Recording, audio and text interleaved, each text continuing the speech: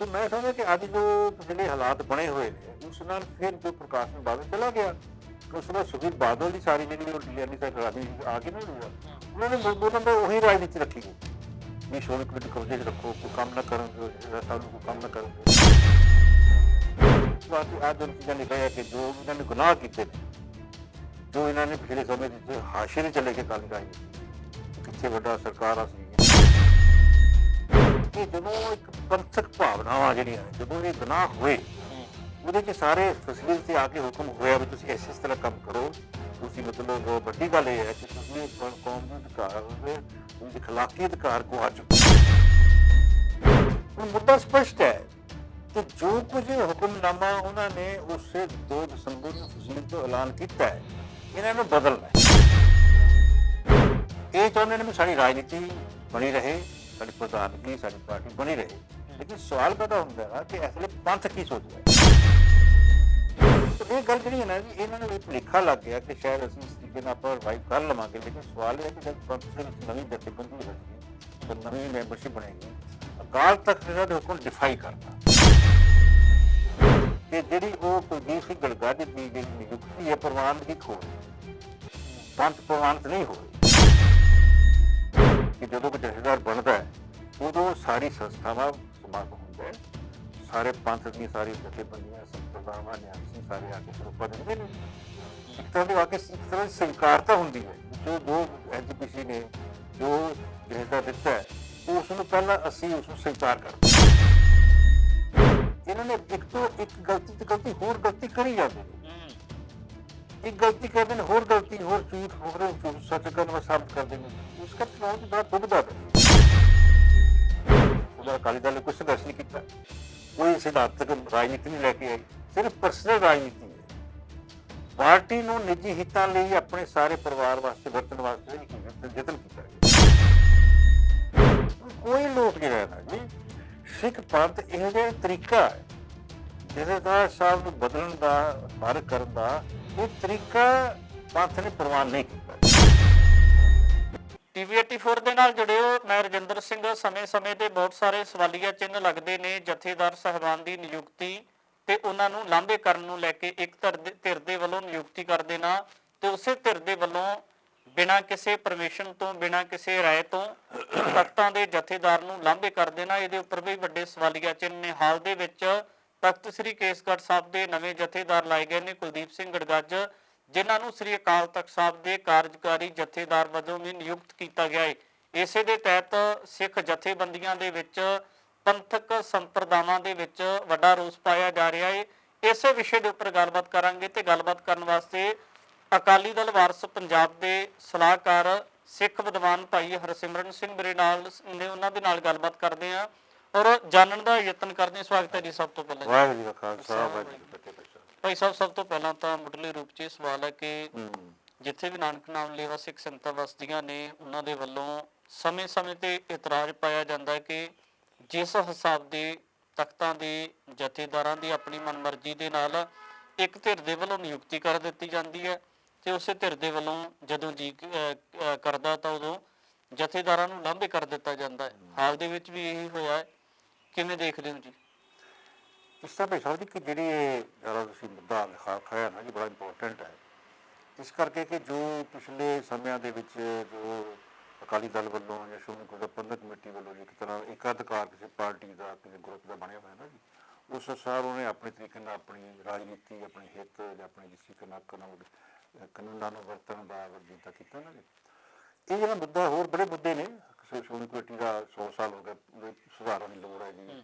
ਅਕਾਲੀ ਦਲ ਦੇ ਸੁਧਾਰਾਂ ਦੀ ਲੋੜ ਹੈ 100 ਸਾਲ ਹੋ ਕੇ ਕੱਲ ਵੱਡੀ ਪਾਰਟੀ ਹੁੰਦੇ ਨੇ ਵੱਡਾ ਸਮਾਂ ਹੁੰਦਾ ਨਾ ਜੀ ਸੋ ਜਥੇਦਾਰ ਸਾਹਿਬ ਦੀ ਜਿਹੜੀ ਸਾਰੀ ਨਿਯੁਕਤੀ ਹੈ ਇਸ ਭਾਵੇਂ ਪੰਥ ਦੇ ਹਵਾਲੇ ਹੁੰਦੀ ਸੀ ਜਥੇਬੰਦੀਆਂ ਹੁੰਦੀਆਂ ਸੀ ਉਸ ਸਮੇਂ ਲੇਕਿਨ ਦੂਜੀ ਗੱਲ ਇਹ ਕਿ ਜਿਹੜੀ ਸਾਡੇ ਪੁਰਖੇ ਸੀ ਉਹਨਾਂ ਨੇ ਇਸ ਨੂੰ ਗੁਰਦੁਆਰਾ ਐਕਟ ਲਗਾਉਂਦਾ ਸੀ ਨਾ ਜੀ ਉਹਦੇ 'ਚ ਇਹਨਾਂ ਨੂੰ ਵੱਖਰਾ ਰੱਖਿਆ ਸੀ ਜਿਹੜਾ ਗੁਰਦੁਆਰਾ ਐਕਟ ਦੇ ਵਿੱਚ 43A ਇੱਕ ਸੈਕਸ਼ਨ ਹੈ ਉਹਦੇ ਵਿੱਚ ਜਿਹੜੇ ਤਖਤਾਂ ਦੇ ਜਥੇਦਾਰ ਸਾਹਿਬ ਨੇ ਉਹਨਾਂ ਜਥੇਦਾਰ ਦਾ ਕੋਈ ਜ਼ਿਕਰ ਨਹੀਂ ਹੈਡ ਮਿਨਿਸਟਰ ਜ਼ਿਕਰ ਕੀਤਾ ਹੈ ਹੈਡ ਮਿਨਿਸਟਰ ਮੁੱਖ ਗ੍ਰੰਥੀ ਮੁੱਖ ਗ੍ਰੰਥੀ ਜਿਹੜੀ ਧਾਰਮਿਕ ਸਥਾਨ ਹੁੰਦਾ ਹੈ ਉਹਦੀ ਭਾਵੇਂ ਜਿਹੜੀਆਂ ਮਰਿਆਦਾਵਾਂ ਹੁੰਦੀਆਂ ਨੇ ਪਾਠ ਕਰਨਾ ਸਾਰਾ ਕੁਛ ਕਰਨਾ ਜ਼ਰੂਰੀ ਹੁੰਦਾ ਹੈਡ ਮਿਨਿਸਟਰ ਹੋਣਾ ਜ਼ਰੂਰੀ ਹੁੰਦਾ ਨਾ ਉਹਦੀ ਨਿਯੁਕਤੀ ਹੈ ਉਹ ਸ਼੍ਰੋਮਣੀ ਕਮੇਟੀ ਦੇ ਅਧੀਨ ਥੱਲੇ ਆਉਂਦਾ ਹੈ ਉਸ 25 ਦਾ ਐਕਟ ਨਹੀਂ ਹੁੰਦਾ, ਉਹ ਜਥੇਦਾਰ ਦੀ ਨਿਯੁਕਤੀ ਨਹੀਂ ਆਉਂਦੀ।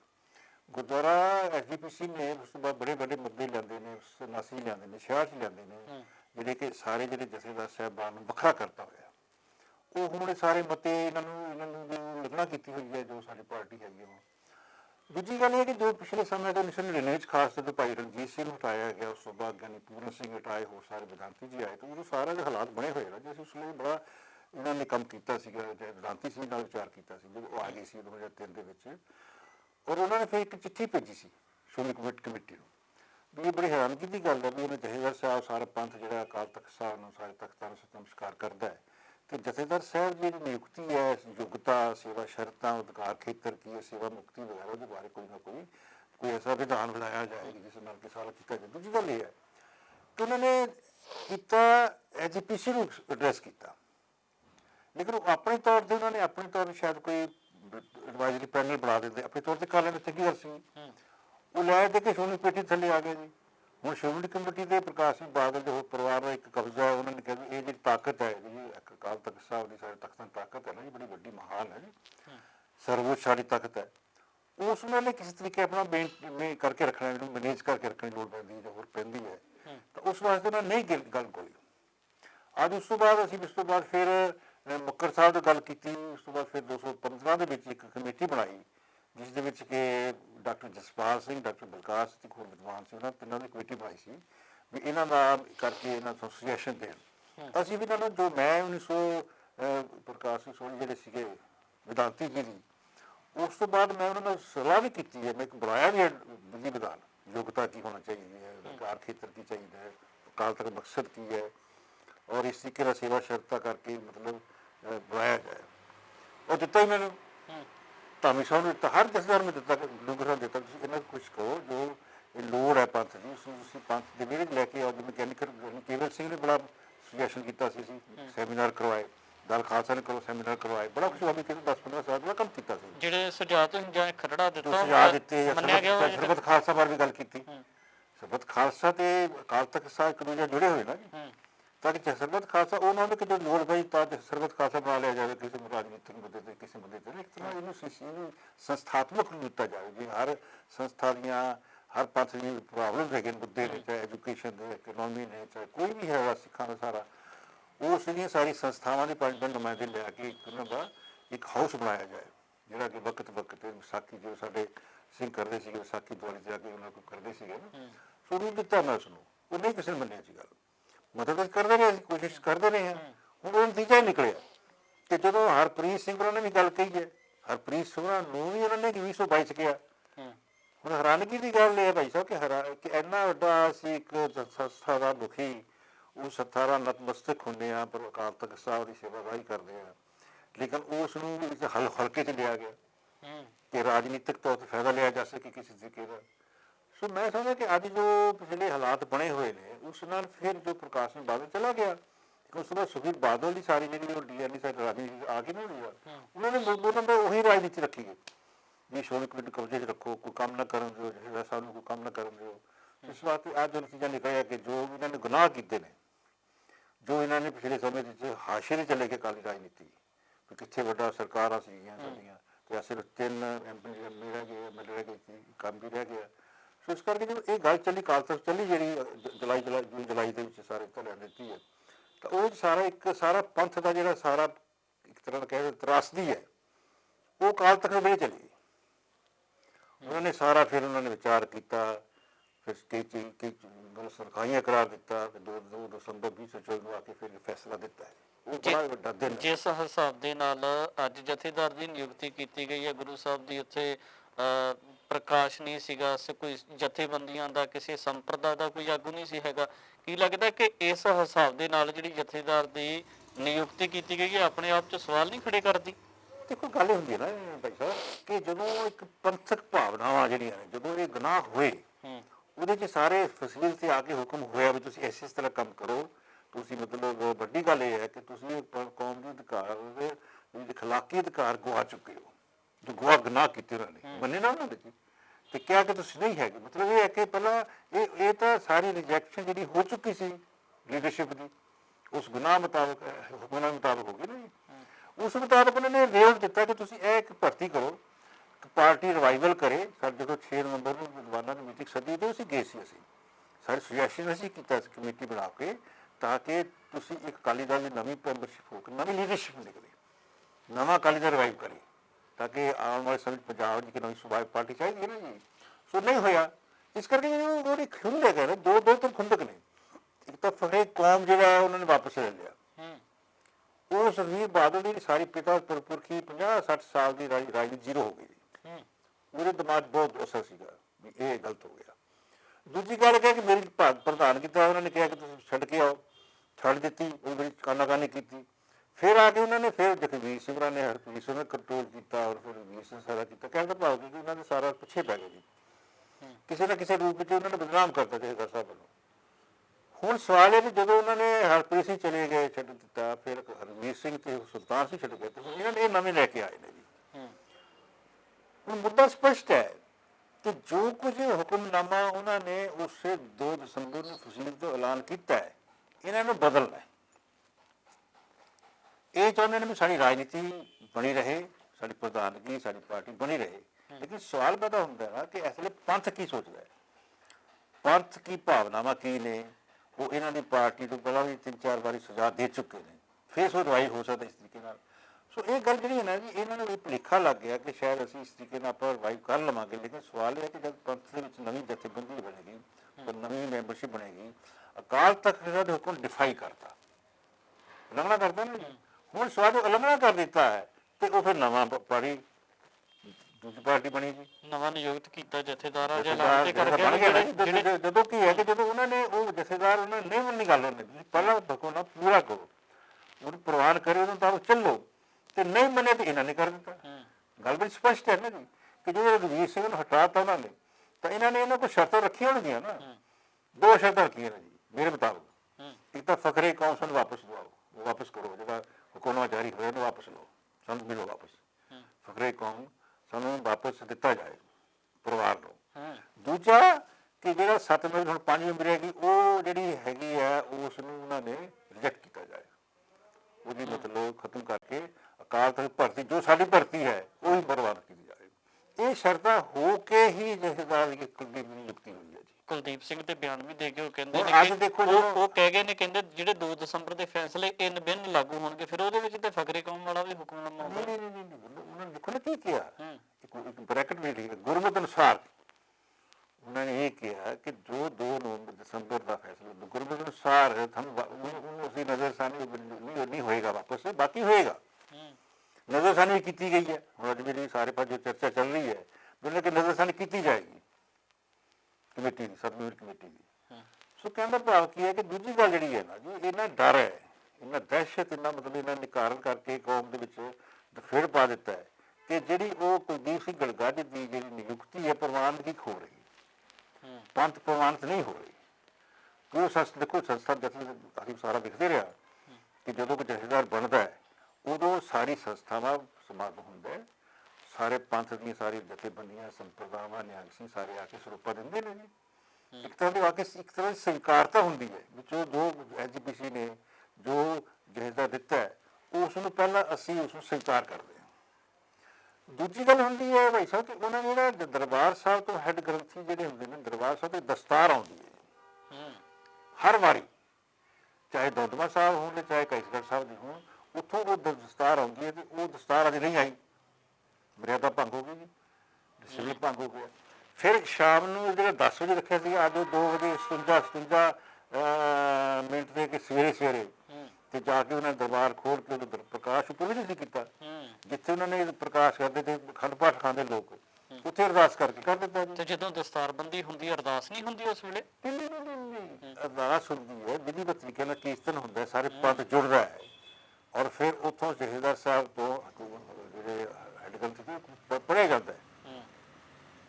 ਫਿਰ ਤੇ ਜੋ ਪੜ੍ਹਿਆ ਜਾਂਦਾ ਨਾ ਵੀ ਇਹ ਬਣਾਇਆ ਹੈ ਜਥੇਦਾਰ ਸਾਹਿਬ ਨੂੰ, ਉਸ ਅਨੁਸਾਰ ਫਿਰ ਅਰਦਾਸ ਹੁੰਦੀ ਹੈ, ਔਰ ਫਿਰ ਸਾਰੇ ਪੰਥ ਜਿਹੜੇ ਆ ਕੇ ਦਸਤਾਰਾਂ ਦਿੰਦੇ ਨੇ ਜੀ। ਫਿਰ ਜਥੇਦਾਰ ਨੇ ਤੇ ਸਿਧਾਂਤ ਦੀ ਗੱਲ ਕਰਨੀ ਹੁੰਦੀ ਹੈ, ਤੇ ਫਿਰ ਜਥੇਦਾਰ ਨੇ ਲੱਗਦਾ ਨਹੀਂ ਕਿ ਪਹਿਲੀ ਦਫਾ ਜਿਹੜਾ ਸਿਧਾਂਤ ਦੀ ਉਲੰਘਣਾ ਕਰਤੀ। ਇਹ ਜਿਹੜੇ ਨੇ ਐਸਜੀਪੀਸੀ ਵਾਲੇ, ਇਹਨਾਂ ਨੇ ਇੱਕ ਤੋਂ ਇੱਕ ਗਲਤੀ ਤੇ ਗਲਤੀ ਹੋਰ ਗਲਤੀ ਕਰੀ ਜਾਂਦੇ ਨੇ। ਇੱਕ ਗਲਤੀ ਕਰਦੇ ਨੇ, ਹੋਰ ਗਲਤੀ, ਹੋਰ ਝੂਠ, ਹੋਰ ਝੂਠ ਸੱਚ ਕਰਨ ਵਾਸਤੇ ਸਾਬਤ ਕਰਦੇ ਨੇ ਜੀ। ਇਸ ਕਰਕੇ ਰਾਜ ਬੜਾ ਦੁਬਦਾ ਪੈ ਗਈ ਜੀ। ਅਕਾਲੀ ਦਲ ਤੇ ਪੋਲੀਟੀਕਲ ਪਾਰਟੀ ਮੰਨਿਆ ਜਾਂਦਾ, ਦੂਜੇ ਪਾਸੇ ਕਿਹਾ ਜਾਂਦਾ ਕਿ ਪੰਥਕ ਭਾਵਨਾਵਾਂ ਦੀ ਤਰਜਮਾਨੀ ਵੀ ਕਰਦਾ, ਤੇ ਕੀ ਲੱਗਦਾ ਹੈ ਫਿਰ ਅਕਾਲੀ ਦਲ ਕੋਲ ਇਸ ਤਰ੍ਹਾਂ ਦੇ ਕਿਹੜੇ ਸਲਾਹਕਾਰ ਆ ਜਿਹੜੇ ਇਸ ਤਰ੍ਹਾਂ ਦੀਆਂ ਰਾਇਆਂ ਦੇਈ ਜਾਂਦੇ, ਇੱਕ ਤੋਂ ਬਾਅਦ ਦੂਜੀ ਗਲਤੀ, ਅਕਾਲੀ ਦੂਜੀ ਦਲ ਤੋਂ ਬਾਅਦ ਜਿਹੜਾ ਤੀਜੀ? ਨਾ, ਅਕਾਲੀ ਦਲ ਜਿਹੜਾ ਨਾ ਪੰਥਕ ਜਿਹੜਾ ਸਰੋਕਾਰ ਨੇ, ਪੰਜਾਬ ਦੇ ਸਰੋਕਾਰ ਸੰਘਰਸ਼ ਹੈ ਜੋ ਇਸ ਤਰੀਕੇ ਨਾਲ ਅਕਾਲੀ ਦਲ ਜਿਹੜਾ ਕਹਿੰਦੇ ਬੜੀ ਵੱਡੀ ਪਾਰਟੀ ਹੈ ਸੰਘਰਸ਼ ਮਿਲੀ, ਉਹ ਮੁੱਦੇ ਛੱਡ ਚੁੱਕਾ ਜੀ। ਇਸ ਗੱਲ ਦਾ ਮੁੱਦਾ 84 ਤੋਂ ਬਾਅਦ ਕਦੀ ਅਕਾਲੀ ਦਲ ਨੇ ਕਦੀ ਕੋਈ ਵਿਧਾਨ ਦੀ ਗੱਲ ਕੀਤੀ ਨਹੀਂ। 84 ਜਦੋਂ ਘਟਨਾ ਵਾਪਰੀ ਹੈ, ਦੁਖਦਾਈ ਘਟਨਾ ਵਾਪਰੀ, ਉਸ ਤੋਂ ਬਾਅਦ ਅਕਾਲੀ ਦਲ ਨੇ ਕੋਈ ਸੰਘਰਸ਼ ਨਹੀਂ ਕੀਤਾ, ਕੋਈ ਸਿਧਾਂਤਕ ਰਾਜਨੀਤੀ ਨਹੀਂ ਲੈ ਕੇ ਆਈ, ਸਿਰਫ ਪਰਸਨਲ ਰਾਜਨੀਤੀ ਹੈ।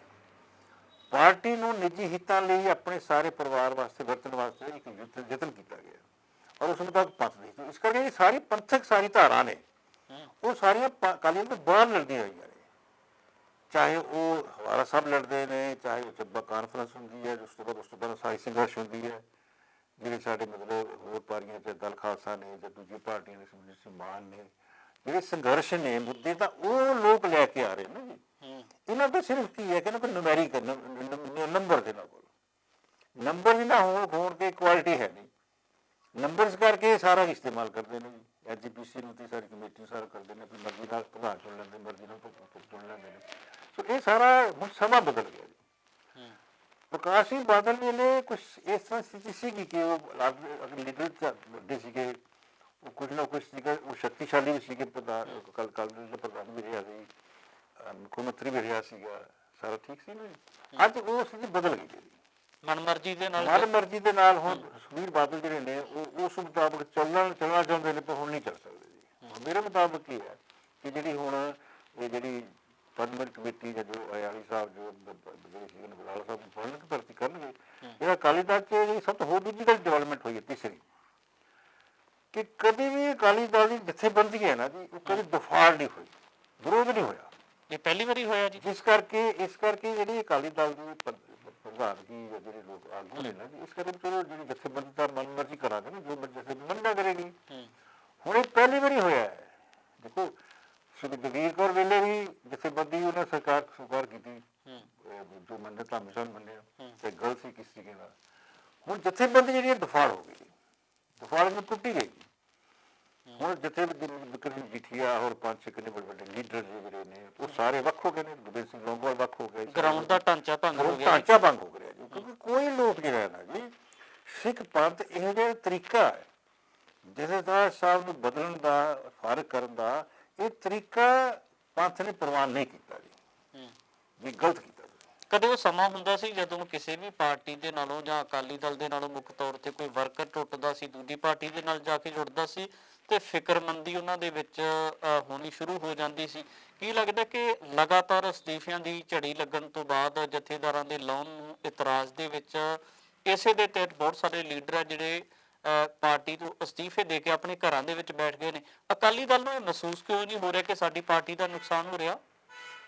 ਦੇਖੋ ਉਹ ਜਿਹੜੇ ਰੋਸ ਹੈ ਨਾ ਜੀ, ਦੇਖੋ ਇੱਕ ਘਟਨਾ ਵਾਪਰੀ, ਪਹਿਲਾਂ ਹਰਪ੍ਰੀਤ ਸਿੰਘ ਨੂੰ ਹਟਾਇਆ ਗਿਆ, ਫਿਰ ਧਾਮੀ ਸਾਹਿਬ ਨੇ ਅਸਤੀਫਾ ਦਿੱਤਾ। ਧਾਮੀ ਸਾਹਿਬ ਨੇ, ਮੈਂ ਮਹਿਸੂਸ ਕਰਦਾ ਕਿ ਧਾਮੀ ਦੇ ਉੱਤੇ ਬੜਾ ਉਹਦੇ ਪ੍ਰੈਸ਼ਰ ਪਿਆ ਰਿਹਾ, ਉਹ ਵਿਚੋਲ ਹੀ ਬਣੇ ਰਹੇ ਨੇ, ਕਿਉਂਕਿ ਮੈਂ ਆਪ ਖੁਦ ਮੇਰੇ ਕੋਲ ਆ ਜੀ, ਜੋ 6 ਨਵੰਬਰ ਦੀ ਗੱਲ ਹੈ, ਤੇ ਧਾਮੀ ਸਾਹਿਬ ਸਾਡੀ ਮੀਟਿੰਗ ਸ਼ਾਮਿਲ ਸੀਗੇ, ਤੇ ਧਾਮੀ ਸਾਹਿਬ ਬਾਰ-ਬਾਰ ਇਹ ਕਹਿੰਦੇ ਰਹੇ ਨੇ, ਜਥੇਦਾਰ ਸਾਹਿਬ ਰਘਵੀਰ ਸਿੰਘ ਤੇ ਹਰਪ੍ਰੀਤ ਸਿੰਘ ਨੂੰ ਵੀ, ਜਥੇਦਾਰ ਸਾਹਿਬ ਜੀ ਇਹ ਧਾਰਮਿਕ ਮੁੱਦਾ ਹੈ ਜੋ ਉਹਨਾਂ ਨੇ ਅਸਤੀਫੇ ਦਿੱਤੇ, ਜੋ 4 ਮੁੱਦੇ ਦਿੱਤੇ ਹੈ ਨਾ, ਵੀ ਧਾਰਮਿਕ ਇਸ਼ੂ, ਧਾਰਮਿਕ ਸਜ਼ਾ ਦਿੱਤੀ ਹੈ। ਸਾਡੇ ਮੁਤਾਬਕ ਇਹ ਸੀਗਾ ਕਿ ਇਹ ਰਾਜਨੀਤਿਕ ਇਸ਼ੂ ਹੈਗਾ, ਰਾਜਨੀਤਿਕ ਫਾਇਦਾ ਲਿਆ ਇਹਨਾਂ ਨੇ ਰਾਮ ਰਹੀਮ ਤੋਂ, ਤੇ ਹੋਰ ਸਾਰਾ ਕੁਛ ਆ ਕੇ ਰਾਜਨੀਤਿਕ ਸਜ਼ਾ ਮਿਲਣੀ ਚਾਹੀਦੀ ਹੈ। ਉਹ ਰਾਜਨੀਤਿਕ ਸਜ਼ਾ ਉਹਨਾਂ ਨੇ ਇਸ ਤੋਂ ਵੱਖਰਾ ਕਰ ਦਿੱਤਾ ਕਿ ਤੁਸੀਂ ਇਤਕਾਰ ਖਵਾ ਚੁੱਕੇ ਹੋ, ਤੇ ਤੁਸੀਂ ਨਵੀਂ ਪਾਰਟੀ ਬਣਾਉਣ ਵਾਸਤੇ ਇਹ ਤੁਹਾਨੂੰ ਵਿਯੋਗ ਦੇ ਦਿੱਤਾ ਹੈ ਕਿ ਤੁਸੀਂ ਉਹਦੇ ਮੁਤਾਬਕ ਤੁਸੀਂ ਇੱਕ ਨਵੀਂ ਪਾਰਟੀ ਖੋਲੋ, ਨਵਾਂ ਹਾਊਸ ਬਣਾਓ, ਨਵਾਂ ਲੀਡਰ ਬਣਾਓ। ਉਹ ਅਕਾਲੀ ਦਲ ਜਿਹੜਾ ਸੁਖਬੀਰ ਬਾਦਲ ਵੀ ਆ ਸਕਦੇ, ਸਾਰੇ ਵੀ ਕਰ ਸਕਦੇ, ਉਹਨੇ ਡਿਫਾਈ ਕਰਦਾ ਜੀ।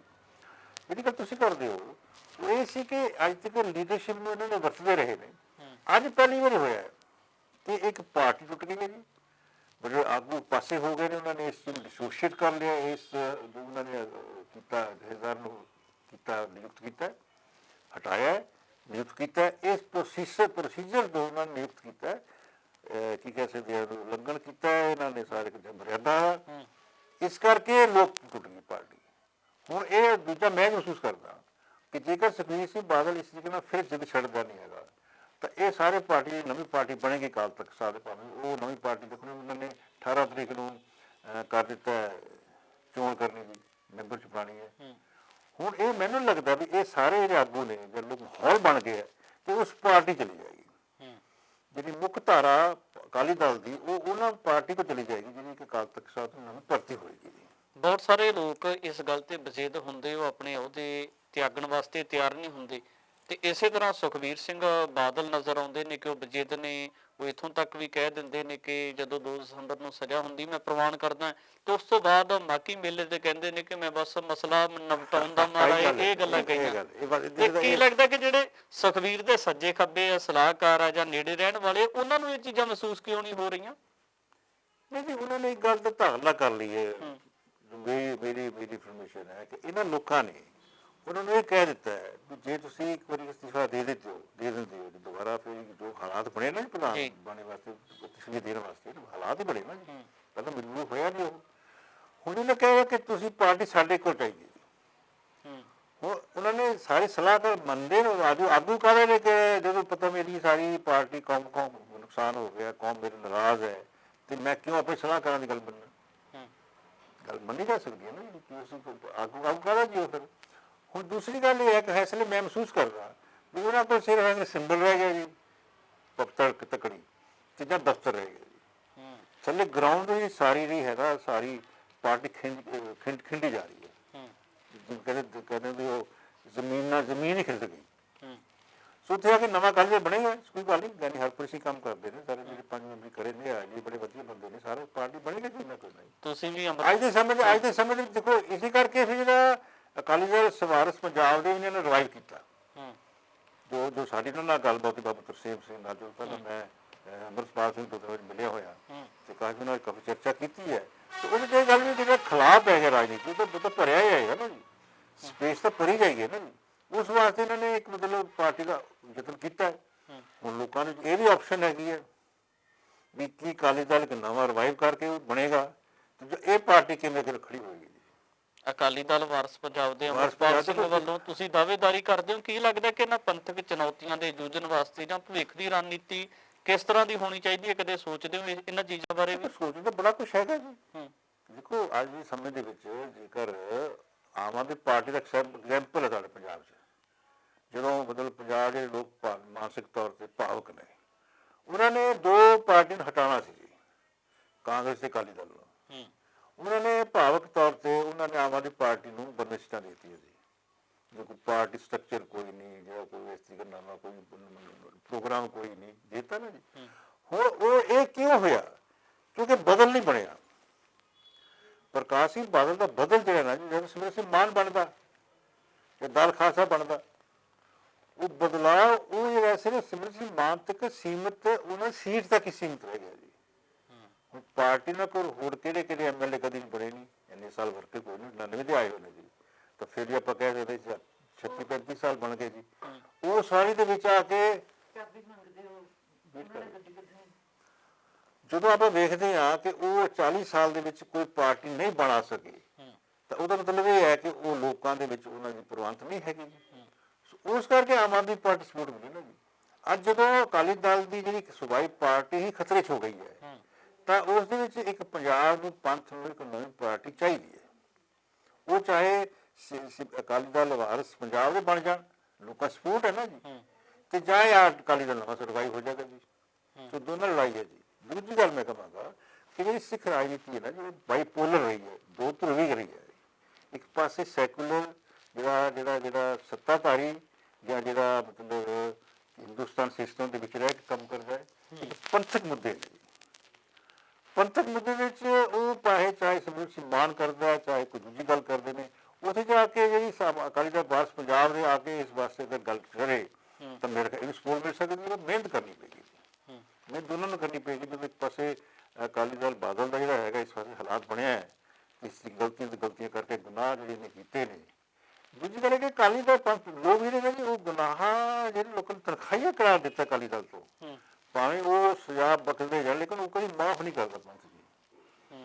ਚਾਹੇ ਸੁਰਜੀਤ ਸਿੰਘ ਬਰਨਾਲਾ ਹੋ, ਚਾਹੇ ਹੋਰ ਮਰਜ਼ੀ ਹੋਣ ਨਾ ਜੀ, ਉਹ ਖਤਮ ਹੋ ਜਾਂਦੇ ਜੀ। ਵਾਰਸ ਪੰਜਾਬ ਦੇ ਅਕਾਲੀ ਦਲ ਵਾਰਸ ਪੰਜਾਬ ਦੇ ਕੀ ਲੱਗਦਾ ਕਿ ਉਹਨਾਂ ਮਿਸਲਾਂ ਦੇ ਵਾਂਗ ਖਿੰਡੀਆਂ ਹੋਈਆਂ ਜਥੇਬੰਦੀਆਂ ਸੰਪਰਦਾਵਾਂ ਜਿਹੜੀਆਂ ਵੱਖ-ਵੱਖ ਰੂਪ ਦੇ ਵਿੱਚ ਨੇ, ਉਹਨਾਂ ਦੇ ਨਾਲ ਕਦੇ ਰਾਬਤਾ ਜਾਂ ਕੋਈ ਗੱਲਬਾਤ ਹੁੰਦੀ ਸਪੋਰਟ ਨੂੰ ਲੈ ਕੇ ਜਾਂ ਕੋਈ ਸਮਰਥਨ ਇਸ ਤਰ੍ਹਾਂ ਦੀ ਕੋਈ ਭਵਿੱਖ ਦੇ ਵਿੱਚ ਕੋਈ ਗੱਲਬਾਤ ਹੁੰਦੀ ਹੈ? ਗੱਲ ਇਹ ਖਟਾਓ ਹੈ ਜੀ, ਸਿੱਖ ਪੰਥ ਦੀ ਰਾਜਨੀਤੀ ਖਟਾਓ ਹੈ, ਬੇਵਿਸ਼ਵਾਸੀ ਵੀ ਹੈ, ਦੇਸ਼ਵਾਸੀ ਵੀ ਹੈ, ਇੱਕ ਦੂਜੇ ਨਾਲ ਈਗੋ ਪ੍ਰੋਬਲਮ ਹੈ ਜੀ, ਹੰਕਾਰ ਪ੍ਰੋਬਲਮ, ਹਰ ਬੰਦਾ ਮੇਰੇ ਪਿੱਛੇ ਲੱਗੋ। ਹੁਣ ਉਹ ਸਵਾਲ ਹੈ ਵੀ ਜਿਹੜਾ ਇਸ ਵੇਲੇ ਪੰਥ ਨੂੰ ਕੌਣ ਜਦੋਂ ਜੀ ਖਟਾਓ ਹੈ ਰਾਜਨੀਤੀ ਦੇ ਵਿੱਚ, ਫਿਰ ਕੋਈ ਨਾ ਕੋਈ ਟਾਵਰਿੰਗ ਪਰਸਨੈਲਿਟੀ ਜਾਂ ਕਿਸੇ ਕਹਿੰਦਾ ਸਿਧਾਂਤਕ ਇਸ਼ੂ ਤੇ ਹੁੰਦਾ, ਵਿਚਾਰਧਾਰਾ ਤੇ ਇਸ਼ੂ ਹੁੰਦਾ, ਕਮਿਊਨੀਕੇਸ਼ਨ ਪ੍ਰੋਗਰਾਮ ਤੇ ਹੁੰਦਾ। ਇਹਦੇ ਹਾਲਾਤ ਇਹ ਕੌਮ ਦੇ ਵਿੱਚ, ਚਾਹੇ ਦੁਨੀਆ ਦੇ ਸਾਰੇ ਪਾਸੇ ਜੀ, ਤੇ ਕੋਈ ਇਕੱਠਾ ਬਣ ਕੇ ਨਹੀਂ ਬਿਠਾ ਰਿਹਾ ਸਾਰੇ ਸਿੱਖ ਪੰਥ ਨੂੰ। ਸਤਿ ਮਾਂ ਬਾਬਾ ਸਰਬਜੋਤ ਸਿੰਘ ਬੇਦੀ ਨੇ ਜਾਂ ਬਾਬਾ ਸੇਵਾ ਸਿੰਘ ਖੱਡੂ ਹੈਗੇ ਨੇ, ਵਾਲੇ ਨੇ, ਉਹ ਸਾਰੀ ਸੰਸਥਾਵਾਂ ਹੈਗੀਆਂ ਨਾ ਜੀ, ਉਹ ਵੀ ਆਪਣੇ ਤੌਰ ਤੇ ਫਿਰ ਹਾਜ਼ਰੀ ਲਾਉਂਦੇ ਨੇ ਜੀ। ਆਪਣੇ ਤੋਂ ਜਾਂਦਾ ਪ੍ਰੋਗਰਾਮ ਹੋਵੇ ਨਾ ਜੀ, ਇਹ ਇਸ ਇਸ਼ੂ ਤੇ ਆ ਕੇ ਤੁਸੀਂ ਸਾਰੇ ਪੰਥ ਇਕੱਠੇ ਹੋ। ਤੁਹਾਡਾ ਨਹੀਂ ਕਦੇ ਡਿਸਕਸ਼ਨ ਹੋਇਆ ਕਿਸੇ? ਬੜਾ ਹੁੰਦਾ ਸਿਰ ਉਹ ਹੁੰਦਾ ਹੀ ਗਿਆ ਕਿ ਉਹ ਗੱਲਾਂ ਬਾਤਾਂ ਕਰ ਲੈਂਦੇ ਨੇ ਜੀ। ਤੁਸੀਂ ਰਹਿ ਨਹੀਂ ਦਿੰਦੇ ਕਿ ਤੁਸੀਂ ਪੰਥ ਨੂੰ ਇਕੱਠਿਆਂ ਪਾ ਸਕਦੇ ਹੋ? ਇੱਕ ਮੈਂ ਇਹਨਾਂ ਨੂੰ ਆਈਡੀਆ ਦਿੱਤਾ ਹੋਇਆ ਜੀ, ਏਜੰਡਾ ਦਿੱਤਾ ਹੋਇਆ। ਮੈਂ ਪੰਜਾਬ ਏਜੰਡਾ, ਪੰਥ ਏਜੰਡਾ, ਸਾਰੇ ਕਿਤਾਬਾਂ ਦਿੱਤੀਆਂ ਨੇ, ਸਾਰੇ ਪੰਥ ਨੂੰ 18 ਕਿਤਾਬਾਂ ਦੇ ਚੁੱਕੇ, ਪੰਥ ਹੁਣ ਇਹਨਾਂ ਨੂੰ ਸਵਾਰਿਆ ਜਾ ਸਕਦਾ।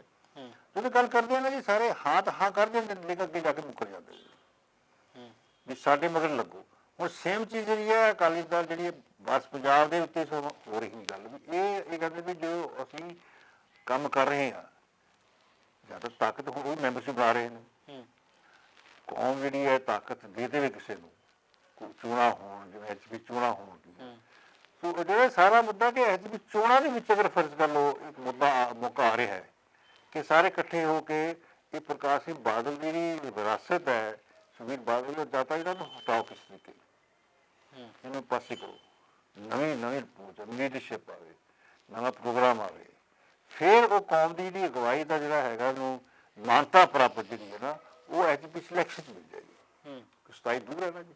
ਲਗਾਤਾਰ ਜਿਹੜਾ ਇੱਕ ਧਿਰ ਦੇ ਵੱਲੋਂ ਜਿਹਨੂੰ ਕਟਹਿਰੇ ਦੇ ਵਿੱਚ ਖੜਾ ਕੀਤਾ ਜਾਂਦਾ ਹੈ, ਸਜ਼ਾਵਾਂ ਵੀ ਦਿੱਤੀਆਂ ਜਾਂਦੀਆਂ ਨੇ, ਹੁਕਮਨਾਮੇ ਵੀ ਉਹਨਾਂ ਦੇ ਵਾਸਤੇ ਜਾਰੀ ਕੀਤੇ ਜਾਂਦੇ ਨੇ, ਪਰ ਇਹ ਵੀ ਸੰਗੀਨ ਦੋਸ਼ ਉਹਨਾਂ ਤੇ ਲੱਗਦੇ ਕਿ ਉਹ ਹੁਕਮਨਾਮਿਆਂ ਦੀ ਉਲੰਘਣਾ ਕਰਦੇ ਆ। ਉਲਟਾ ਦੋਸ਼ੀ ਧਿਰ ਦੇ ਵੱਲੋਂ ਹੀ ਪੰਥਕ ਸਿਧਾਂਤਾਂ ਦੇ ਨਾਲ ਖਿਲਵਾੜ ਕੀਤਾ ਜਾ ਰਿਹਾ ਹੈ, ਤੇ ਇਸੇ ਦੇ ਤਹਿਤ ਲੱਗਦਾ ਕਿ ਪੰਥ ਦੇ ਵੱਲੋਂ ਕੋਈ ਭਵਿੱਖ ਦੇ ਵਿੱਚ ਰਣਨੀਤੀ ਘੜਨ ਦੀ ਕੋਈ ਜ਼ਰੂਰਤ ਜਾਪਦੀ ਹੈ। ਮੈਂ ਤਾਂ ਇਹਨਾਂ ਨੂੰ ਕਹਿਣਾ ਹੁੰਦਾ ਜੀ ਵੀ ਜੇਕਰ ਤੁਸੀਂ ਪਹਿਲਾਂ ਵਾਰੀ ਕੋਸ਼ਿਸ਼ ਕੀਤੀ, 1911 ਚ ਕੋਸ਼ਿਸ਼ ਕੀਤੀ, ਹਰ ਇਲੈਕਸ਼ਨ ਐਜੂਕੇਸ਼ਨ ਦੇ ਵਿੱਚ ਕੋਸ਼ਿਸ਼ ਕੀਤੀ, ਇਹਦੇ ਖਿਲਾਫ ਕੀਤੀ ਹੈ, ਲੇਕਿਨ ਇਸ ਵੇਲੇ ਹਾਲਾਤ ਇਹ ਹੈ ਵੀ ਜੇਕਰ ਤੁਸੀਂ 1 to 1 ਫਾਈਟ ਹੋਵੇ, ਜਾਂ ਹੁਣ ਵੀ ਜੇਕਰ ਤੁਸੀਂ ਪ੍ਰਕਾਸ਼ ਸਿੰਘ ਬਾਦਲ ਦੀ ਜਿਹੜੀ ਕਲਚਰ ਹੈ, ਰਾਜਨੀਤਿਕ ਕਲਚਰ ਹੈ, ਅਗਰ ਉਸ ਨੂੰ ਪਾਸੇ ਨਹੀਂ ਕਰਦੇ ਤਾਂ ਫਿਰ ਤੁਸੀਂ ਉਸ ਤੋਂ ਬਾਅਦ ਕਦੇ ਨਹੀਂ ਹੋਏਗਾ ਜੀ। ਇਹਨਾਂ ਕੋਲ ਮੈਨੇਜਮੈਂਟ ਹੁੰਦੀ ਹੈ ਜੀ, ਪੈਸਾ ਹੁੰਦਾ ਹੈ, ਕਿਸ ਤਰੀਕੇ ਨਾਲ ਮੈਨੇਜ ਵਰਕਰ ਹੁੰਦੇ ਨੇ, ਪਰ ਇਸ ਵੇਲੇ ਜੋ ਭਾਈ ਰਣਜੀਤ ਸਿੰਘ ਕੰਮ ਕਰਦੇ ਨੇ, ਜਾਂ ਗੁਰਦੇਵ ਸਿੰਘ ਵਡਾਲਾ ਕੰਮ ਕਰਦੇ ਨੇ, ਦਲ ਖਾਲਸਾ ਕੰਮ ਕਰਦਾ ਹੈ, ਉਸ ਜਥੇਬੰਦੀਆਂ ਕਰੇ ਵੀ ਜਥੇ ਵਾਰਸ ਪੰਜਾਬ ਦੇ ਕਰਨਗੇ ਜਾਂ ਦੂਜੀ ਪਾਰਟੀ ਕਰਨਗੇ। ਸੋ ਮੇਰਾ ਖਿਆਲ ਆਉਣ ਵਾਲੇ ਸਮੇਂ 'ਚ ਕਲਾਸ ਬਣ ਜਾਏਗਾ ਜਿਹਦੇ ਵਿੱਚ ਕਿ 1 to 1 ਫਾਈਟ ਹੋ ਜਾਏਗੀ, ਤੇ ਕੌਮ ਇਸ ਵੇਲੇ ਤਾਂ ਮਤਲਬ ਐਸੇ ਤਰਬੀ ਕੀ ਪਈ ਹੈ ਵੀ ਜੋ ਨੁਕਸਾਨ ਹੋ ਗਿਆ ਹੈ ਹੋਰ ਨੁਕਸਾਨ ਨਾ ਹੋਵੇ। ਸਿੱਖ ਚਿੰਤਕਾਂ ਦੇ ਵੀ ਸਵਾਲ ਹੈ ਕਿ ਸਰਬੱਤ ਖਾਲਸਾ ਬਣਾ ਲੈਣਾ ਚਾਹੀਦਾ, ਪੰਥਕ ਸਿਧਾਂਤਾਂ ਦੇ ਵਾਸਤੇ ਕੋਈ ਰੂਲ ਰੈਗੂਲੇਸ਼ਨ ਬਣਾਇਆ ਜਾਣਾ ਚਾਹੀਦਾ। ਕੁੱਲ ਨਾ ਕਹਿੰਦੇ ਕੋ ਸੰਸਥਾਵਾਂ ਕਮਜ਼ੋਰ ਹੋ ਗਈਆਂ। ਜੋ ਆਪਾਂ ਗੱਲਾਂ ਕਰਦੇ ਹਾਂ ਇਹ ਕਦੀ ਹੋਇਆ, ਕਦੀ ਵੀ ਜਹੇਦਾਰ ਸਥਾਪਿਤ ਕੀਤਾ ਗਿਆ ਹੋਵੇ, ਨਿਯੁਕਤ ਕੀਤਾ ਗਿਆ ਹੋਵੇ, ਕਿਸ ਤਰੀਕੇ ਨਾਲ ਹੋਇਆ ਹੋਵੇ, ਤੇ ਐਸਾ ਚੋਰੀ ਛਿਪੇ ਭੱਜ ਕੇ ਤਾਜ਼ਾ ਕੁਝ ਹੋ ਗਈ ਨਾ ਜੀ, ਕਦੀ ਇਸ ਤਰ੍ਹਾਂ ਹੋਇਆ ਕਦੀ ਜੀ। ਦੂਜੀ ਗੱਲ ਐਜੂਕੇਸ਼ਨ ਦਾ ਜੋ ਨੁਕਸਾਨ ਪਹਿਲਾਂ ਹੋ ਗਿਆ ਜੀ, ਕੁਛ ਸੋਚਦਾ ਨਹੀਂ, ਉਹਦੇ ਬਾਅਦ ਦੀ ਗੱਲ ਕੋਈ ਨਹੀਂ ਕਰਦਾ। ਅਕਾਲੀ ਦਲ ਦਾ ਨੁਕਸਾਨ ਕਿੰਨਾ ਹੋ ਗਿਆ ਜੀ, ਸੰਸਥਾ ਵੀਕ ਹੋ ਗਈਆਂ ਨੇ। ਇਸ ਤੋਂ ਬਰਾਬਰ ਹੋ ਕੇ ਇਸ ਟਾਈਮ ਦੁਬਾਰਾ ਫਿਰ ਆ ਕੇ ਪੰਥ ਦੇ ਵਿੱਚ ਇੱਕ ਨਵੀਂ ਇੰਸਟੀਟਿਊਸ਼ਨ ਬਣਾਉਣੀ ਔਰ ਉਸ ਨਾਲ ਕਈ ਮੁੜ ਕੇ ਸ਼ਕਤੀਸ਼ਾਲੀ ਹੋ ਸਕੇ, ਉਹ ਟਾਈਮ ਲੱਗੇਗਾ ਜੀ। ਇਹਨਾਂ ਨੁਕਸਾਨ ਹੋ ਗਿਆ। ਇਸ ਵੇਲੇ ਜਿਹੜੇ ਬਾਹਰਲੇ ਸਿੱਖ ਬੈਠੇ ਨਾ ਜੀ, ਉਹ ਵੀ ਇੱਥੋਂ ਦੀ ਰਾਜਨੀਤੀ ਤੋਂ ਆਪਣੇ ਤੌਰ 'ਤੇ ਵੱਖਰਾ ਕੁਝ ਸੋਚਣ। ਜਿਵੇਂ ਆਪਾਂ ਕਹਿ ਸਕਦੇ ਕਿ ਵਰਲਡ ਪਾਰਲੀਮੈਂਟ 6 ਹੈ, ਭਾਈ ਯੂਨੀਵਰਸਿਟੀ ਕਰਦੇ ਨੇ ਜਾਂ ਮਰਜ਼ੀ ਦਾ ਕਮਿਸ਼ਨ ਕਰਦੇ ਨੇ, ਸਾਰੇ ਮਿਹਨਤ ਕਰਦੇ ਨੇ, ਸਾਰੇ ਪਾਸੇ ਕਰ ਰਹੇ ਨੇ, ਪਰ ਉਹ ਵਰਲਡ ਪਾਰਲੀਮੈਂਟ ਆਫ 6 ਜੋ ਇੱਕ ਗੈਪ ਪਿਆ ਹੋਇਆ ਹੈ, ਉਸ ਅਨੁਸਾਰ ਉਹਦੇ ਇਸ਼ੂ ਸੰਬੋਧਨ ਕਰਨ। ਕਿਉਂਕਿ ਉਹ ਜਿਵੇਂ ਸਾਡੇ ਪੰਥ ਦੀਆਂ ਪਾਰਲੀਮੈਂਟ ਕੀ ਹੈ ਕਿ ਜੋ ਪੰਥ ਦੀਆਂ ਵੱਖ-ਵੱਖ ਇਸ਼ੂਜ਼ ਦੇ ਉੱਤੇ ਜਾ ਕੇ ਡਿਸਕਸ ਕਰਨਾ, ਉਹਦੀ ਲਾਈਨ ਦਿਸ਼ਾ ਦੇਣੀ। ਸਾਡੇ ਮਤਲਬ ਫਾਰ ਐਗਜ਼ਾਮਪਲ ਜਿਵੇਂ ਮਤਲਬ ਆਪਣੀ ਸਿੱਖ ਪੰਥ ਦੀ ਆਪਣੀ ਐਜੂਕੇਸ਼ਨ ਪਾਲਿਸੀ ਹੈ ਜੀ, ਪ੍ਰਣਾਲੀ ਕੋਈ ਨਹੀਂ ਸਾਡੀ ਐਜੂਕੇਸ਼ਨ। ਮੰਨ ਲਓ ਜੇ ਆਪਣਾ ਖਾਲਿਸਤਾਨ ਬਣ ਜਾਂਦਾ ਜਾਂ ਕੋਈ ਹੋਰ ਸਟੇਟ ਬਣ ਜਾਂਦੀ ਤਾਂ ਅਸੀਂ ਕੋਈ ਨਾ ਕੋਈ ਆਪਣਾ ਐਜੂਕੇਸ਼ਨ ਪਾਲਿਸੀ ਲੈ ਕੇ ਆਉਣੀ ਸੀ ਨਾ ਜੀ। ਆ ਸਾਡੇ ਕੋਲ ਕੋਈ ਮੁੱਦਾ ਨਹੀਂ ਹੈਗਾ ਜੀ, ਇਸ਼ੂ ਨਹੀਂ ਹੈਗਾ। ਸਿੱਖਾਂ ਦੇ ਆਪਣੇ ਕੋਲ ਜਿਹੜੀ ਆਪਾਂ ਕਹਿ ਸਕਦੇ ਹਾਂ ਕਿ ਉਹ ਐਜੂਕੇਸ਼ਨ ਪਾਲਿਸੀ ਜਾਂ ਮਾਡਲ ਕੀ ਹੋਵੇ, ਪੰਜਾਬ ਦਾ ਵਿਕਾਸ ਮਾਡਲ ਕੀ ਹੋਵੇ। ਗੁਰਬਾਣੀ ਅਨੁਸਾਰ ਜਿਵੇਂ ਮੈਂ ਕਰਤਾਰਪੁਰ ਮਾਡਲ ਗੁਰੂ ਨਾਨਕ ਸਾਹਿਬ ਨੇ ਦਿੱਤਾ ਜੀ, ਉਹਦੇ ਆਧਾਰ 'ਤੇ ਕੋਈ ਐਸਾ ਮਾਡਲ ਪੰਜਾਬ ਦੇ ਵਿਕਾਸ ਦਾ ਔਰ ਉਹਦੇ ਮੁਤਾਬਕ ਸਿਰਜਿਆ ਜਾ ਸਕੇ ਲੋਕਾਂ ਨੂੰ ਪਾਪੂਲਰ ਹੋਵੇ। ਅਸੀਂ ਹਿੰਦੁਸਤਾਨ ਸਰਕਾਰ ਦੇ ਖਿਲਾਫ ਕਰਦੇ ਹਾਂ ਕੰਮ, ਲੇਕਿਨ ਆਪਣੇ ਤੌਰ 'ਤੇ ਪੰਜਾਬ ਵਾਸੀ ਜਿਹੜੇ ਇਹਨਾਂ ਨੂੰ ਮਾਡਲ ਤਾਂ ਦਈਏ ਨਾ ਜੀ, ਗੱਲ ਤਾਂ ਦਈਏ ਨਾ। ਸੋ ਉਸ ਵਾਸਤੇ ਉਹ ਕੋਈ ਪਨੇਰਾ ਹੈ, ਉਹ ਅਸੀਂ ਉਹੀ ਕੋਈ ਕਰਦੇ ਹਾਂ ਕਿ ਜੋ ਪਿਛਲੇ ਇਤਿਹਾਸ ਦੇ ਵਿੱਚ ਜੋ ਕੁਝ ਵਾਪਰਦਾ ਹੈ ਅਸੀਂ ਉਸਨੂੰ ਮਤਲਬ ਵਿਰਲਾਪ ਹੀ ਕਰੀ ਜਾਂਦੇ ਹਾਂ ਜੀ। ਮੌਜੂਦਾ ਸਮੇਂ ਦੇ ਵਿੱਚ ਸਿੱਖ ਵਿਦਵਾਨ ਡਾਕਟਰ ਸਾਹਿਬ ਸਰਦਾਰ ਸਾਹਿਬ ਉਹਨਾਂ ਦੇ ਨਾਲ ਗੱਲਬਾਤ ਕੀਤੀ ਹੈ ਤਾਂ ਉਹਨਾਂ ਆਪਣੇ ਨਜ਼ਰੀਏ ਤੋਂ ਦੱਸਿਆ ਕਿ ਜਿਹੜੀ ਮੌਜੂਦਾ ਸਮੇਂ ਦੇ ਵਿੱਚ ਚੁਣੌਤੀ ਆ ਸਕੀ ਹੈ, ਇਹਦਾ ਹੱਲ ਕਿਸ ਤਰੀਕੇ ਦੇ ਨਾਲ ਕੀਤਾ ਜਾ ਸਕਦਾ। ਤੇ ਨਾਲ ਉਹਨਾਂ ਨੇ ਇਹ ਵੀ ਜ਼ਿਕਰ ਕੀਤਾ ਕਿ ਭਵਿੱਖ ਦੇ ਵਿੱਚ ਵੀ ਖਾਲਸਾ ਪੰਥ ਨੂੰ, ਸਿੱਖ ਜਥੇਬੰਦੀਆਂ ਨੂੰ, ਪੰਥਕ ਸੰਪਰਦਾਵਾਂ ਨੂੰ ਅਜਿਹੀ ਰਣਨੀਤੀ ਘੜਨ ਦੀ ਜ਼ਰੂਰਤ ਹੈ ਕਿ ਇਹਨਾਂ ਤਮਾਮ ਚੁਣੌਤੀਆਂ ਦਾ ਜਿਹੜਾ ਹੱਲ ਲੱਭਿਆ ਜਾ ਸਕੇ। ਅੱਗੇ ਵੀ ਤਮਾਮ ਸਾਰੇ ਪੰਥਕ ਵਿਸ਼ਿਆਂ ਦੇ ਬਾਬਤ ਤੁਹਾਡੇ ਨਾਲ ਗੱਲਬਾਤ ਰਹਿ ਕੇ ਹਾਜ਼ਰ ਹੁੰਦੇ ਰਹਾਂਗੇ। ਧੰਨਵਾਦ। ਵਾਹਿਗੁਰੂ ਜੀ ਕਾ ਖਾਲਸਾ, ਵਾਹਿਗੁਰੂ ਜੀ ਕੀ ਫਤਿਹ।